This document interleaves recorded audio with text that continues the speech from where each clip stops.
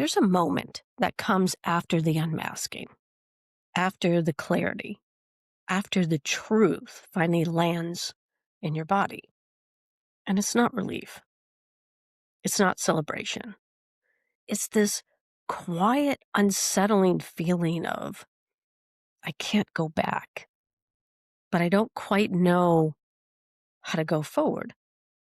You see yourself differently now, but your life, your relationships, your routines, your roles, they haven't caught up yet. That space, that disorientation, that's what I want to talk about today. Because if you're there, nothing has gone wrong. Welcome, everybody, back to the Soul Talk podcast, and welcome to After the Mask. Now what? I'm Marybeth. I'm a mental health therapist. I'm a coach, a runner, and someone who believes deeply in the mind, body, spirit connection. For years, my work has centered around helping people reconnect with themselves through movement, mindfulness, and honest conversations. And this series is for those of you who have already done something brave. You've unmasked. You've stopped pretending. You've named what no longer fits. But now you're standing in the aftermath. And no one really talks about this part. Before we go any further, I want to invite you, if these conversations resonate with you, to subscribe to my YouTube channel, where I share extended conversations, meditations, and reflections. And also come join me on Substack, where I write more deeply about identity, healing, movement, and what it means to live in alignment without burning your life down. Now let's begin. So, what is an identity hangover? What exactly does that mean? An identity hangover is what happens after the mask comes off, but before your life reorganizes around who you really are. It's that strange liminal space where you can't unsee what you now know. Old patterns feel unbearable, but new ones aren't fully formed yet. You might find yourself thinking, why do I feel worse after doing all this inner work? And that's normal. Because even in therapy, when you do a lot of inner work, sometimes you may feel worse. So, why do I feel unsettled instead of free? Why does my life feel misaligned when I'm finally being honest? Here's the truth no one prepares you for. Awareness changes faster than infrastructure. Your nervous system can awaken before your environment does. Your truth can surface before your life has the capacity to hold it. And that gap, that delay, creates discomfort. Not because you're failing, but because you're mid-transition. So let's normalize this disorientation because it's okay. See, we live in a culture that loves the before and after. You know, it's just like, I want to go from here to there and I want to do it like this way. It doesn't happen that way. You're going to have bumps in the road and you're going to have curves but real transformation, and I don't even really like that word, looks more like before, than confusion, than grief, than disorientation, than recalibration, than something quieter but true. Disorientation doesn't mean you've lost yourself. It often means you're no longer willing to abandon yourself.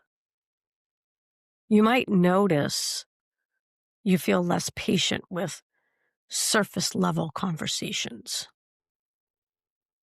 You feel disconnected from roles you once over identified with. You feel grief for past versions of yourself.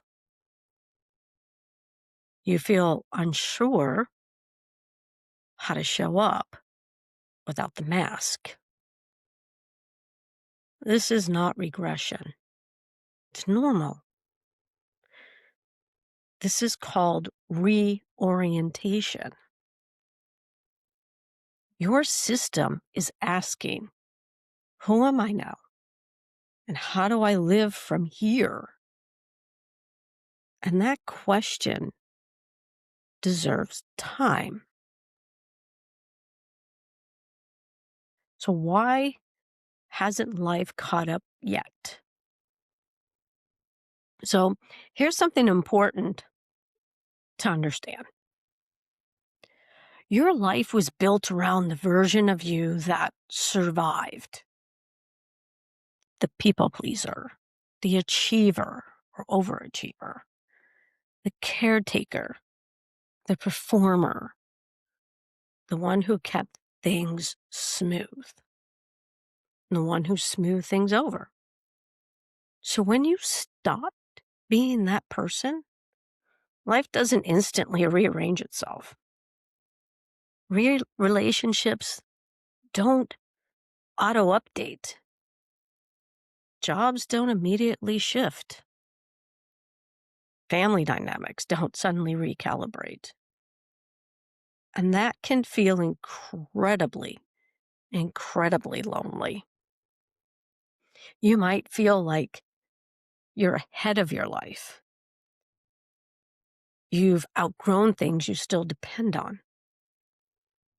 You're holding truth that has nowhere to land yet. This is where many people panic and think, I need to do something. I need to change everything. I need to change it now. I need to make a move. But often, this phrase isn't about action. It's about orientation. Learning how to stand in who you are before you can rearrange the world around you. See, there's a big temptation to just rush through this because we all want to feel better, like right now. Instant gratification is in our culture. It's in our DNA. It's in everything.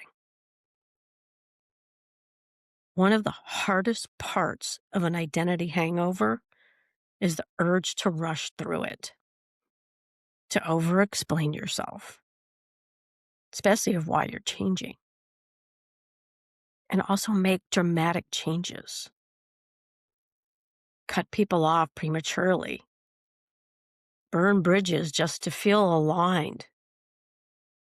But clarity needs containment. And containment comes from slowing down, listening inward. That's where the meditations come in. Letting your nervous system catch up and calm. You don't need to make your life match your truth overnight. You need to stabilize in yourself first.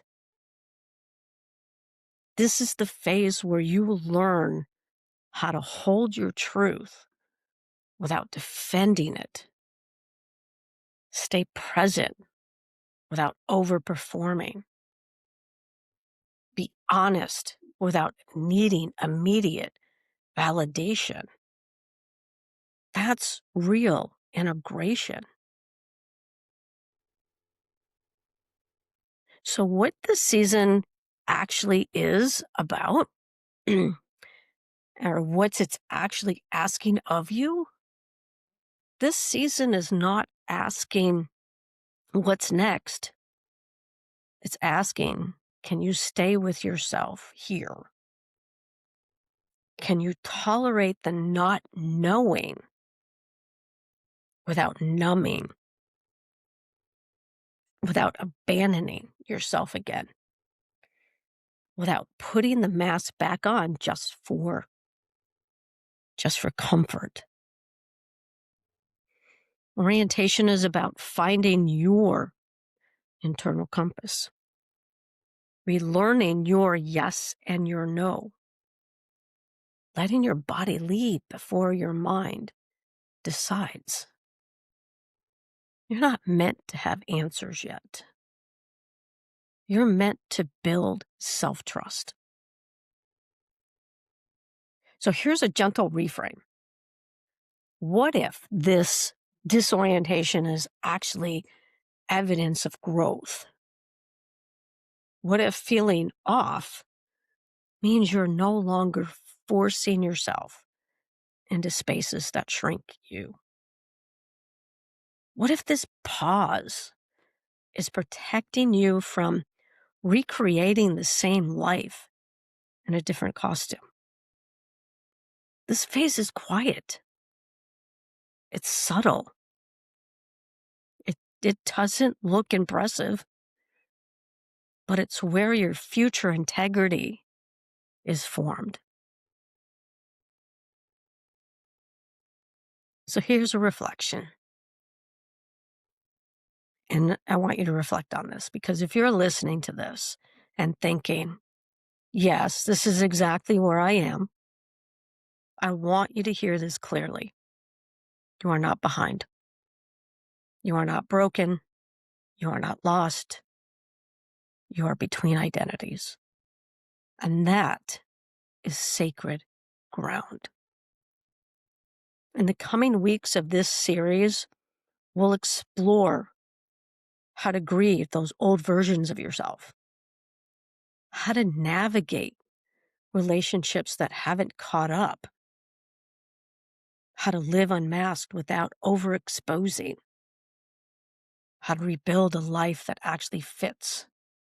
But for now, your only job is to orient, to notice where you are, to feel your feet on the ground, to let yourself exist without explanation. If this episode spoke to you, or even part of it, I'd love for you to subscribe to my YouTube channel, where I share deeper reflections and guided practices to support this work. And if you want to continue this conversation in writing, please join me on Substack. It's where I go even deeper into these themes and offer space for integration between episodes. And I want to thank you so much for being here, and thank you for staying. And I'll meet you next time as we continue navigating life after the mask. Until next time, I'm Marybeth.